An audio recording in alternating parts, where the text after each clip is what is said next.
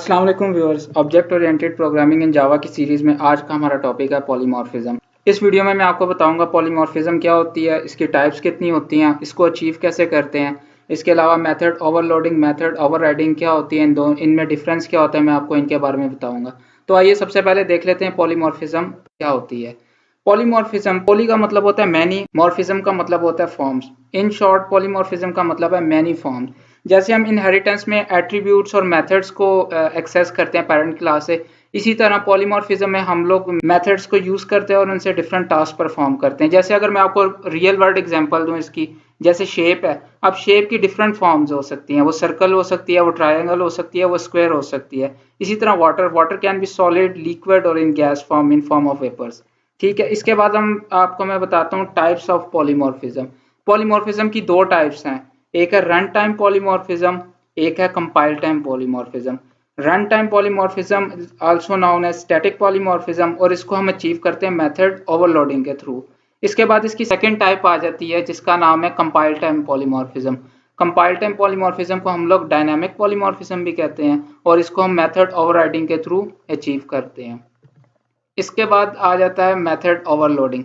Method overloading में जो method का नाम है वो सेम होना चाहिए, मेथड सेम क्लास में होना चाहिए, और जो उसके पैरामीटर्स हैं जिसको आर्गुमेंट्स कहते हैं वो मस्ट बी डिफरेंट, वो डिफरेंट होने चाहिए। अब आर्गुमेंट्स कैसे डिफरेंट होने चाहिए, या तो नंबर ऑफ पैरामीटर्स चेंज हो, या उनका सीक्वेंस चेंज हो, या उनकी टाइप चेंज हो, मतलब मीन्स की उनकी डाटा टाइप।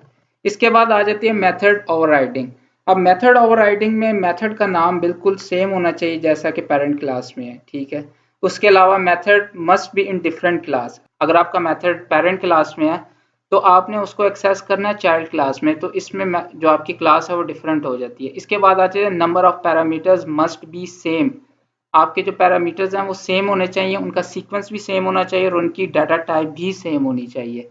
अब हम लोग मूव करते हैं अपनी कोडिंग स्क्रीन की तरफ, जहाँ पे मैं आपको फर्दर बताऊंगा कि पॉलीमॉर्फिज्म को हम इम्प्लीमेंट कैसे करेंगे जावा में। तो व्यूअर्स, अब हम आ गए अपनी कोडिंग स्क्रीन पे। अब यहाँ पे मैंने एक क्लास बनाई हुई है शेप, जिसका एक मेथड है कैलकुलेट एरिया। अब इस मेथड का काम है कि इसने एरिया कैलकुलेट करना है किसी भी शेप का। अब इसके लिए मैंने आगे डिफरेंट क्लासेस बनाई हुई हैं, सर्कल, रेक्टेंगल, स्क्वायर, ट्राइंगल, ठीक है। अब यहाँ पे सर्कल एक्सटेंड कर रहा है शेप को, और यहाँ पे उसका मेथड जो है, शेप क्लास का जो मेथड है कैलकुलेट एरिया, उसको ओवरराइड कर रहा है। अब व्यूअर्स आप देखें यहाँ पे नीचे मैंने मेथड ओवरराइड किया है कैलकुलेट एरिया, इसको मैं हाईलाइट भी कर रहा हूँ। अब इस मेथड का क्या काम है, इसने अब सर्कल का एरिया कैलकुलेट करके देना है आपको। ये होगी आपकी कंपाइल टाइम पॉलीमॉर्फिज्म की टाइप, जिसके अंदर हम मेथड ओवरराइडिंग के थ्रू इसको अचीव कर रहे हैं। इसके बाद आ जाती है रन टाइम पॉलीमॉर्फिज्म, जिसको हम अचीव करते हैं मेथड ओवरलोडिंग के थ्रू। तो आप यहाँ पे देख सकते हैं मैंने एक मेथड बनाया हुआ है इन्फो के नाम से, फिर मैंने दोबारा मेथड क्रिएट किया हुआ है एक और इन्फो के नाम से, जिसमें मैं एक पैरामीटर पास कर रहा हूँ। तो यहाँ पे हम method overloading with in the same class कर रहे हैं। सेम इसी तरह मैंने एक रेक्टेंगल की क्लास भी बनाई हुई है, यहाँ पे मैंने मेथड ओवरराइड किया कैलकुलेट एरिया, और यहाँ पे भी मैंने मेथड ओवरलोडिंग की हुई है, जो इन्फो के नाम से मैंने मेथड बनाया हुआ है। इसी तरह स्क्वायर क्लास है, यहाँ पे भी मैंने मेथड ओवरराइड किया हुआ है कैलकुलेट एरिया। इसके बाद ट्रायंगल की क्लास, यहाँ पे भी मैंने मेथड ओवरराइड किया हुआ है कैलकुलेट एरिया। इसके बाद आ जाती है हमारी मेन क्लास, जहाँ पे मैंने ऑब्जेक्ट्स क्रिएट किए हैं। यहाँ पे मैंने रेफरेंस पेरेंट क्लास का दिया हुआ है और ऑब्जेक्ट चाइल्ड क्लास का क्रिएट किया हुआ है। यहाँ पे मैंने स्विच स्टेटमेंट यूज किया हुआ है, जिसमें आपने जिस भी शेप का एरिया कैलकुलेट करना है, आप नंबर प्रेस करेंगे 1 2 3 4, तो आपको एरिया कैलकुलेट करके दे देगा।